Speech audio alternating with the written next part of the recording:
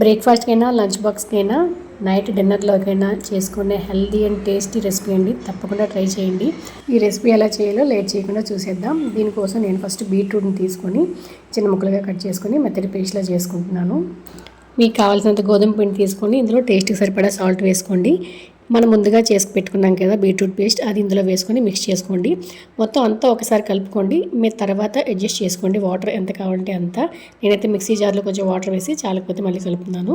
చపాతీ ముద్దను మనం ఎలా కలుపుకుంటామో అలా కలుపుకొని పక్కన పెట్టుకోండి. కాసేపు పక్కన పెట్టుకుంటే డో అనేది సాఫ్ట్ అవుతుంది.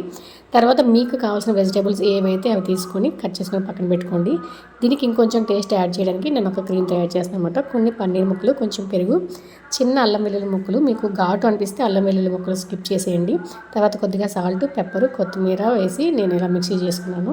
తర్వాత ఒక కడాయి తీసుకొని ఆయిల్ కానీ బటర్ కానీ వేసి అది కరిగిన తర్వాత చిన్న ముక్కలుగా కట్ చేసుకున్న వెల్లుల్లి, మనం ముందుగా కట్ చేసుకొని పెట్టుకున్నాం కదా వెజిటేబుల్స్, అవన్నీ కూడా ఒకదాని తర్వాత ఒకటి వేసుకొని కలుపుకోండి.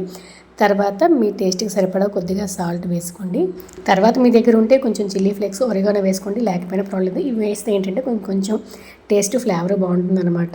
తర్వాత కొంచెం పన్నీర్ ముక్కలు కూడా వేసుకున్నాను. ఇవన్నీ కూడా ఒకసారి బాగా మిక్స్ చేసుకోండి. ఇంకా ఫైనల్గా మనం ముందుగా పేస్ట్ చేసుకొని పెట్టుకున్నాం కదా పన్నీరు, పెరుగు ఇవన్నీ వేసి వీటిని ఇందులో వేసుకొని ఒక్కసారి కలిపేసి స్టవ్ ఆఫ్ చేసేయండి. ఎక్కువసేపు ఉంచాల్సిన అవసరం లేదు. ఇప్పుడు మనం వేసుకున్న ఈ పేస్ట్ అనేది ఆప్షనల్ అండి. మీకు నచ్చితే వేసుకోండి, లేదంటే లేదు. టమాటా కచప్ వేసుకున్నా కూడా దీనికంటే ఇంకా అద్భుతంగా ఉంటుంది. ఒకసారి అది కూడా వేసి ట్రై చేసుకోండి. ఇంకా మనం ముందుగా రెడీ చేసుకొని పెట్టుకున్నాం కదా చపాతీ పిండి, బీట్రూట్ని, వీటిని చపాతీలా ఒత్తుకొని రెండు వైపులా కాల్చుకొని పక్కన పెట్టుకొని మనం ముందుగా రెడీ చేసుకున్నాం కదా వెజిటేబుల్ స్టఫ్ అనేది ఇది ఒక సైడ్కి వేసుకొని ఇంకా రోల్ చేసుకోవడమే. అన్నీ కూడా ఇలాగే ప్రిపేర్ చేసుకోవాలన్నమాట. ఇంకా అంతే అండి, మన healthy and tasty beetroot vegetable roll అయితే రెడీ అయిపోయింది. చాలా కలర్ఫుల్గా ఉంటాయి, టేస్టీగా కూడా ఉంటాయి. తప్పకుండా ట్రై చేయండి. మీ పిల్లలు అయితే ఇష్టంగా తినేస్తారు. ఇలాంటి హెల్దీ రెసిపీస్ అన్నీ కూడా ఒక 5 అయితే ఒక వీడియోలో పోస్ట్ చేశాను. తప్పకుండా ఆ ఫుల్ వీడియో చూడండి. మీ అందరికీ కూడా ఆ రెసిపీస్ నచ్చుతాయి. వీడియో నచ్చితే లైక్ చేయడం మాత్రం మర్చిపోవద్దు.